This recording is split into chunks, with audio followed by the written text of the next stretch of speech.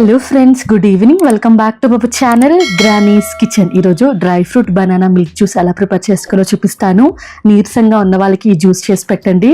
కొద్దిసేపట్లో నీరసం తగ్గి ఎనర్జీ వస్తుంది. డెఫినెట్గా ట్రై చేయండి.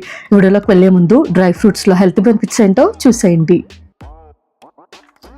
ఇక్కడ నేను 15 బాదం పప్పులు, 15 జీడిపప్పులు, 15 కిస్మిస్, 15 పిస్తా, 2 ఎండి ఖర్జూరం, 2 ఖర్జూర పండ్లు తీసుకున్నాను. మీ ఆప్షనల్ అండి, మీ దగ్గర డ్రై ఫ్రూట్స్ ఏవి ఉంటే అవి యాడ్ చేసుకోండి. అంజీరా కూడా యాడ్ చేసుకోవచ్చు. ఇవన్నీ యాడ్ చేసి ఒకసారి నీట్గా వాష్ చేసుకుని కొద్దిగా వాటర్ యాడ్ చేసి ఒక 2 అవర్స్ పాటు నానపెట్టుకోండి. నానపెట్టే టైం లేకపోతే వేడి నీళ్ళలో కొద్దిగా సేపు ఉడికించుకుంటే సరిపోతుంది. డ్రై ఫ్రూట్స్ చక్కగా నానిన తర్వాత మిక్సీ జార్లోకి యాడ్ చేసుకోండి.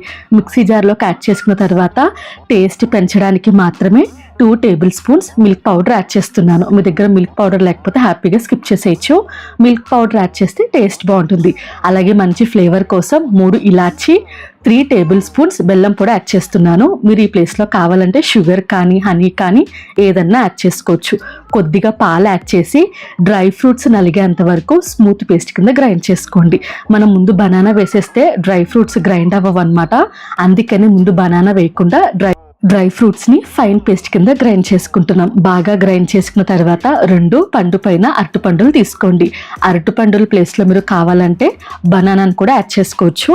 నేనైతే 2 పండు పైన అరటిపండులు యాడ్ చేసి మీకు ఇంకా ఎంత పాలైతే కావాలో అంత పాలు యాడ్ చేసుకోండి. పాలు లేకపోతే వాటర్ని కూడా యాడ్ చేసుకోవచ్చు.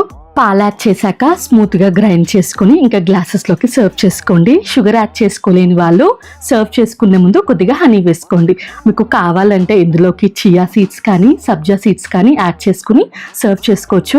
కూల్గా సర్వ్ చేసుకోండి. చాలా టేస్టీగా ఉంటుంది.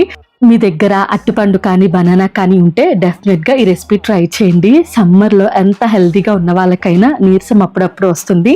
అటువంటప్పుడు ఈ జ్యూస్ చేసుకుని తాగి ఎలా వచ్చిందో కామెంట్ సెక్షన్లో కామెంట్ చేయండి. ఈ రెసిపీ మీకు నచ్చింది అనుకుంటున్నాను. నచ్చితే ఖచ్చితంగా నా ఛానల్ని సబ్స్క్రైబ్ చేసుకోండి.